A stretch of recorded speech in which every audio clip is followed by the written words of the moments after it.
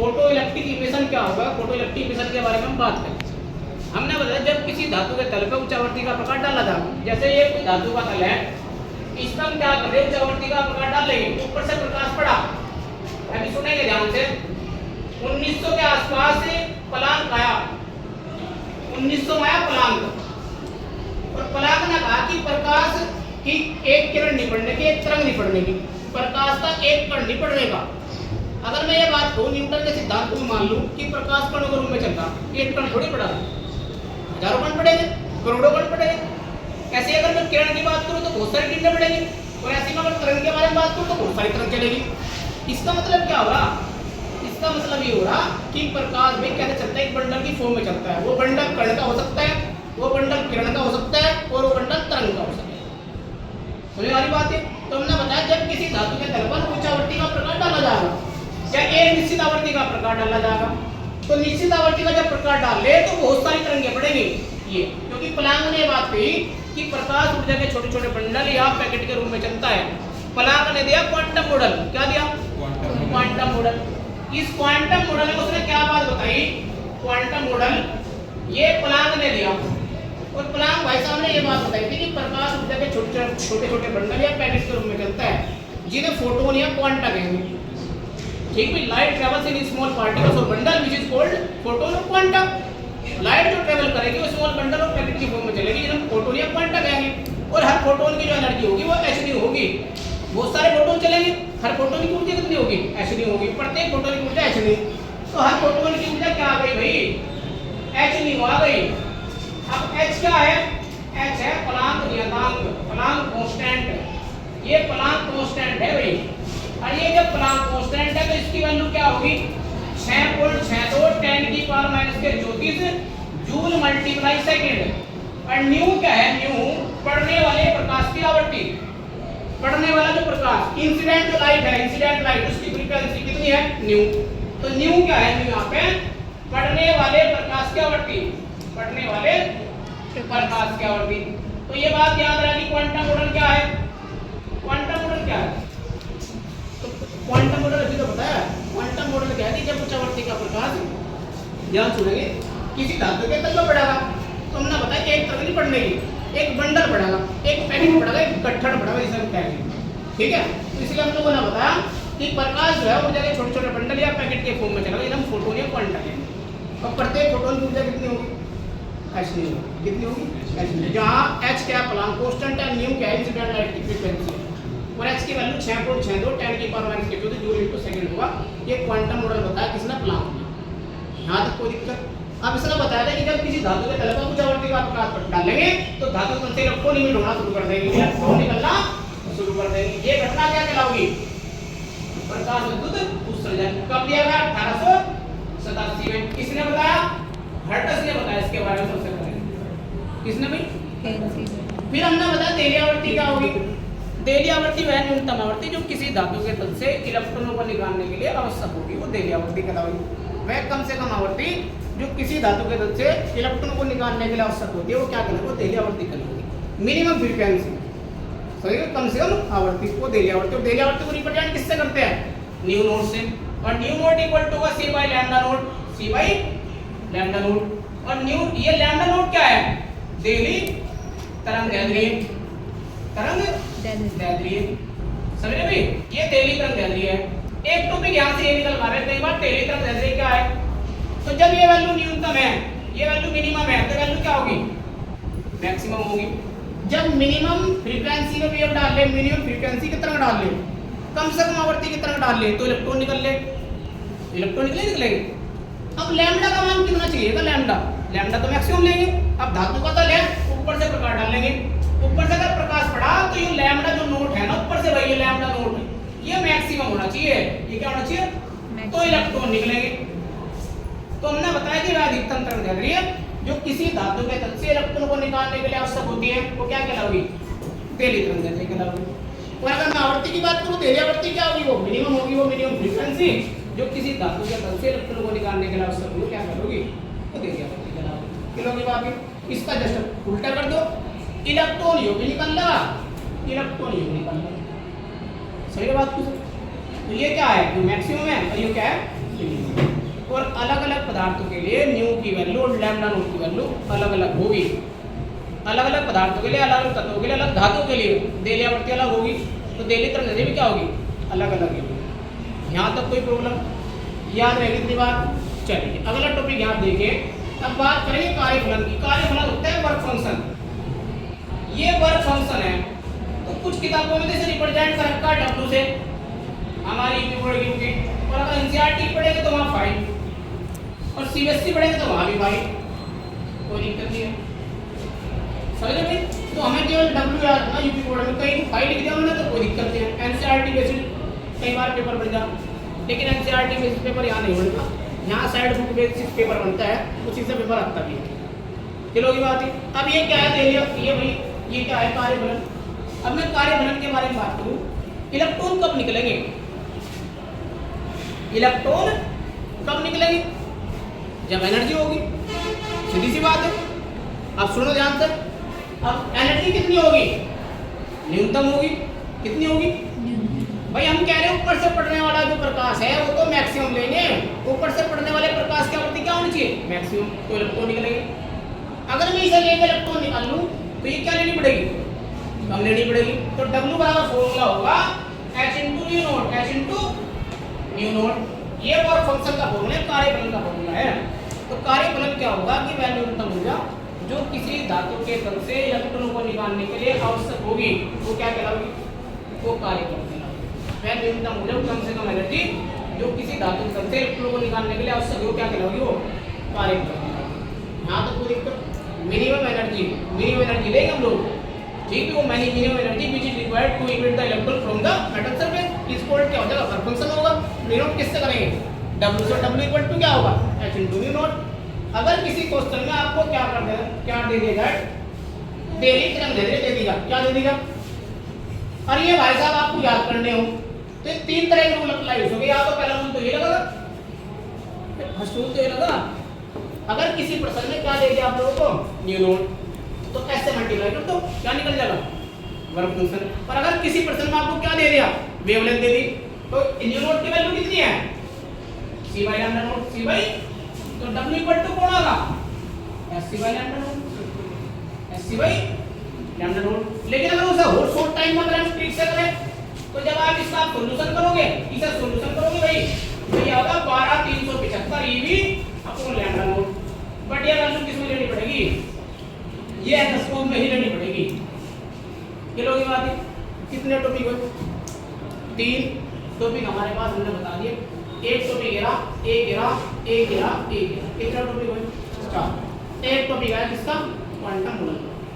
बोल यहाँ तक। अब वो यहाँ प्रश्न क्या करता है, इंपोर्टेंट जो टॉपिक है इस चैप्टर का, कि प्रकाश विद्युत उत्सर्जन के नियम लिखे। क्या, प्रकाश विद्युत उत्सर्जन के नियम, ठीक है। अब ध्यान सुनिए इसमें, right the law of photo electric emission. Photo electric emission के नियम क्या है, तो फोटो इलेक्ट्रिक इमिशन के कितने नियम हैं, 5 तरह के स्टेटमेंट दिए गए इसके बारे में, फोटो इलेक्ट्रिक इमिशन। तो फोटो इलेक्ट्रिक इमिशन लॉ क्या है, प्रकाश विद्युत उत्सर्जन के नियम, उत्सर्जन के, थोड़ा ध्यान सुनिए। ये मेटल सरफेस है, ये धातु का तल है, ठीक है। मैंने एक दिन पहले भी बताया था प्रकाश की तीव्रता क्या हो, प्रकाश की तीव्रता, प्रकाश की तीव्रता क्या होगी, प्रकाश की तीव्रता किसके बारे में बतावे, आवृत्ति किसके बारे में बतावे, प्रकाश की तीव्रता वोल्टेज के बारे में बात करेंगे। प्रकाश की तीव्रता किसके बारे में बताओगे, वोल्टेज। आवृत्ति किसके बारे में बताओगे, रंग के बारे में। हमने पहले इस कमरे में लगाया लाल रंग का बल्ब, फिर येलो रंग का बल्ब, फिर ऑरेंज रंग का बल्ब लगा, लेकिन ऑरेंज भी 200 वोल्ट पे चल रहा भी सीधी सी बात है।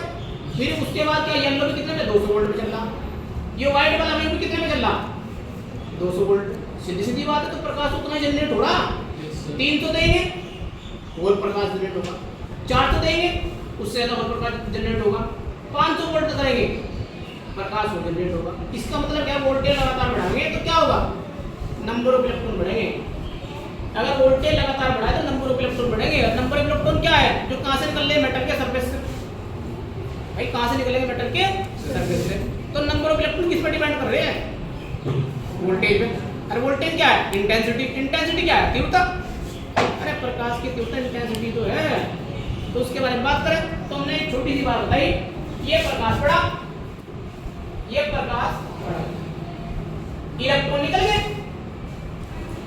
ठीक है। सपोज तो 200 वोल्ट का प्रकाश डाला, कितने का, तो मेटल के सरफेस से कितने इलेक्ट्रॉन निकल ले, एक। 300 वोल्ट का डाला, कितने निकले, 2। 400 वोल्ट का प्रकाश डाला, कितने भाई, 3। 500 वोल्ट का डाला, कितने इलेक्ट्रॉन, अब मान लिया 4 निकलेंगे, ये मान के चलिए हम लोग। अब जैसे जैसे वोल्टेज बढ़ाओगे तो क्या होगा, और ये वोल्टेज कोड है, इंटेंसिटी है, intensity, this is intensity of light, प्रकाश की तीव्रता, प्रकाश की तीव्रता वो कोड होगी आई। इसका मतलब क्या होगा, आई जो है वो डायरेक्टली प्रोपोर्शनल टू किसके होगा, एच के, या एच प्रोपोर्शनल टू किसके होगा, आई के। फिर एच कौन है, एच है पर आपके भाई इलेक्ट्रॉनों के उत्सर्जन की दर, इलेक्ट्रॉनों के उत्सर्जन की दर प्रोपोर्शनल टू किसके होगा, और ये प्रकाश उत्सर्जन का पहला नियम है, ठीक है भाई, कि किसी धातु के तल से निकलने वाले इलेक्ट्रॉनों की जो दर होगी, इलेक्ट्रॉन भी कौन से होंगे, फ्री इलेक्ट्रॉन होंगे, कौन से होंगे, अब देखिए यहाँ पे सोडियम ले लो, सोडियम इससे क्या कर रहा, Cl से कैसा बॉन्ड बना होगा, भाई इलेक्ट्रॉन ट्रांसफर तो कर रहा, इलेक्ट्रॉन क्या कर रहा, ट्रांसफर कर रहा, तो कैसा बॉन्ड बनेगा, संयोजी बैंड बनेगा। अरे संयोजी बैंड बनेगा, नहीं बनेगा, ये संयोजी बैंड बनेगा। तो इसका मतलब क्या हो रहा, अब आउटर इलेक्ट्रॉन में क्या, आउटर इलेक्ट्रॉन यही तो है, ये फ्री इलेक्ट्रॉन है, फ्री इलेक्ट्रॉन। तो जब आप प्रकाश डालोगे, जब आप वोल्टेज दोगे तो भाई कोड निकलेगा, फ्री इलेक्ट्रॉन निकलेंगे, क्योंकि यहाँ तक तो पूरा है ना स्ट्रक्चर। भाई कोई भी तत्व अपने वातन को उसका स्ट्रक्चर पूर्ण करने की परवाह करता है, ये बात किसने कही, अब तक नियम में कही नहीं कही। इलेक्ट्रॉन कहाँ से निकलेंगे, यही से निकलेंगे, या तो इसे क्या ट्रांसफर कर देगा, this is positive, this is negative, ये थोड़ी है नहीं केमिकल की, ठीक है। तो काम केमिकल बॉन्ड चल रहा है, अब केमिकल बॉन्ड नहीं आएंगे होगा। इलेक्ट्रॉन कौन से निकल ले, मुक्त इलेक्ट्रॉन निकल ले, कौन से इलेक्ट्रॉन, स्थायी अवस्था वाले इलेक्ट्रॉन निकल लेंगे। पता चला हीलियम पकड़ लिया आप लोगों ने, helium, neon, xenon, argon, krypton, ये नहीं निकाल लेंगे, क्यों नहीं निकाल लेंगे, स्टेबल है, ये अक्रिया है, ठीक है भाई, ये किससे क्रिया नहीं करते। तो मेरा कहने का मतलब क्या है कि इलेक्ट्रॉन, नंबर ऑफ इलेक्ट्रॉन, इलेक्ट्रॉनों के निकलने की जो दर है वो प्रकाश की तीव्रता क्या हो रही, अनुक्रमानुपाती। प्रकाश की तीव्रता जितनी अधिक होगी, इलेक्ट्रॉन उतनी मात्रा में अधिक होंगे, समझे ना भाई। The rate of number of electron is directly proportional to किसके, इंटेंसिटी के। Intensity maximum, electron maximum. Intensity कितनी मैक्सिमम, 500 वोल्ट, कितने इलेक्ट्रॉन निकले, 4। इंटेंसिटी कितनी, 400 वोल्ट, कितने इलेक्ट्रॉन निकले, 3। कितने, 300, कितने निकले, कितने, 200, कितने इलेक्ट्रॉन निकले, 1। तो हम क्या देख रहे हैं यहाँ, इंटेंसिटी जितनी क्या कर रहे हैं, इंक्रीज कर रहे हैं, तो नंबर ऑफ इलेक्ट्रॉन तो निकल रहे। तो एक लाइन हम लोगों ने कहा कि प्रकाश उत्सर्जन का पहला नियम ये है भाई कि किसी धातु के तल से जितने अधिक इलेक्ट्रॉन निकलेंगे उसकी इंटेंसिटी उतनी ही ज्यादा होनी चाहिए। अर्थात प्रकाश की तीव्रता धातु के तल से निकलने वाले इलेक्ट्रॉनों की संख्या के क्या होते अनुपाती। यहाँ तक कोई दिक्कत याद रहेगी बात है। अब फिर चाहे आप उसमें हरे रंग का प्रयोग कर लो, लाल रंग का प्रयोग कर लो, उसके बाद येलो रंग का प्रयोग कर लो, वो इंटेंसिटी प्रभाव नहीं डालने वाला। दूसरा रूल ये बनेगा, दूसरा रूल ये बनेगा कि ध्यान से देखिए, ये इलेक्ट्रॉन जो बाहर को निकलेंगे इनकी गति ऊर्जा मैक्सिमम होगी। जो इलेक्ट्रॉन धातु के तल से बाहर की ओर निकल ले उनकी गति ऊर्जा क्या होगी, मैक्सिमम होगी, ठीक भाई। और उनकी जो गति ऊर्जा है, ये जो गति ऊर्जा है, ये गति ऊर्जा ये भाई इंटेंसिटी पर निर्भर नहीं करती। किस पर निर्भर नहीं करती, इंटेंसिटी पर। ये दूसरा नियम है, रीजन बता रहा। अधिकतम गति ऊर्जा केवल प्रकाश की आवृत्ति पर डिपेंड करती है, h पर डिपेंड करती है। आवृत्ति अगर अधिक होगी तो गति ऊर्जा भी क्या होगी, अधिक होगी, सही ना भाई। ये तीसरा नियम है। धातु के तल से निकलने वाले इलेक्ट्रॉन की अधिकतम गति ऊर्जा जो मैक्सिमम काइनेटिक एनर्जी है इसके इलेक्ट्रॉन के ऊपर किस पर डिपेंड करेगी? केवल किस पर डिपेंड करेगी भाई? आवृत्ति पर। समझ गए? आवृत्ति जितनी अधिक है ऊर्जा उतनी ज्यादा है, आवृत्ति जितनी कम आवृत्ति उतनी, जितनी बार ऊर्जा उतनी कम। अरे आपने पढ़ा नहीं पढ़ा? ऊर्जा क्या होगी बराबर आइंस्टीन समीकरण क्या है? E बराबर h न्यू, ठीक है? वो प्लांक की E बराबर mc² भी होगा। E बराबर आइंस्टीन समीकरण पढ़ी आप लोगों ने? पहले mc² देते थ्योरी ऑफ रिलेटिविटी में जब फिजिक्स पढ़ रहे थे, वहाँ न्यूटन मैकेनिक्स हम लोगों ने पढ़ी कक्षा 11 में। तो न्यूटन मैकेनिक्स में E बराबर mc² आया। m क्या है? मास है, द्रव्यमान है, और c प्रकाश का वेग है। तो मेरा कहने का मतलब क्या है? पहला तो आया ये पहला नियम कि प्रकाश की तीव्रता निकलने वाले इलेक्ट्रॉनों की दर के क्या होते हैं? अनुपरमाणुपाती। दूसरा नियम है कि वे इलेक्ट्रॉन जो धातु के तल से निकले उनकी अधिकतम गति ऊर्जा प्रकाश की तीव्रता पर निर्भर नहीं करती। क्यों नहीं करती? क्योंकि इंटेंसिटी किस पर डिपेंड नहीं करती? आवृत्ति पर। E के कितना होगा? E के 1/2 mv², या E के क्या होगा? h न्यू के बराबर। अभी तो मैं कह रहा E के h न्यू होगा, h न्यू। ये किस पर डिपेंड नहीं करने का? आई पर। 200 वोल्ट बढ़ाया, ब्लैक रंग का आपका जना क्या ले लोगों ने बल्ब, आवृत्ति वही रहेगी, ठीक है? 300 वोल्ट बढ़ाया, इंटेंसिटी चेंज होगी, ये क्या हो रही है? तो ये नहीं बदल लेगा, समझे ना क्या करेगा आपका? हाँ क्यों नहीं लगा सकते? अब जब कहेंगे भाई बनाओ एक बल्ब, तो क्या दिक्कत है? अब मेरा ऐसा नहीं कि मैं तो एग्जाम कर दिया, तुम सोचो कि वहाँ कमेंट कर दिया मुझे। अब काली माता क्यों बता दी? हाँ क्या है वो हमारा टॉपिक नहीं है, टॉपिक हमारा केवल फ्रीक्वेंसी चल रहा इसकी बात। तो पहला क्या है? इलेक्ट्रॉनों के उत्सर्जन की दर, प्रकाश की तीव्रता क्या होगी? अनुपात। और वे इलेक्ट्रॉन जो धातु के तल से निकलेंगे उनकी गति अधिकतम गति ऊर्जा किस पर डिपेंड नहीं करती? प्रकाश की तीव्रता। ये दूसरा नियम। अधिकतम गति ऊर्जा किस पर डिपेंड करी? आवृत्ति पर। धातु के तल से निकलने वाले इलेक्ट्रॉन की अधिकतम ऊर्जा केवल प्रकाश की आवृत्ति पर डिपेंड करती है, गति ऊर्जा पर डिपेंड नहीं करती है। ये आपका दूसरा और तीसरा नियम है। चौथे में लिखेंगे आप क्या जी? देरी आवृत्ति। इसकी परिभाषा देरी आवृत्ति, ये चौथा नियम है। तो देरी आवृत्ति में भी बताइए क्या वो देरी आवृत्ति? वो न्यूनतम ऊर्जा जो किसी धातु के तल से इलेक्ट्रॉन को निकाल सके, क्या कहलाएगी?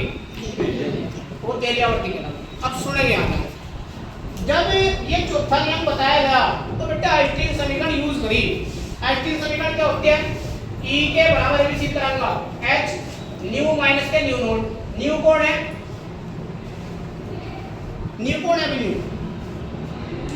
न्यू पढ़ने वाले प्रकाश की आवृत्ति। न्यू नोट कौन है?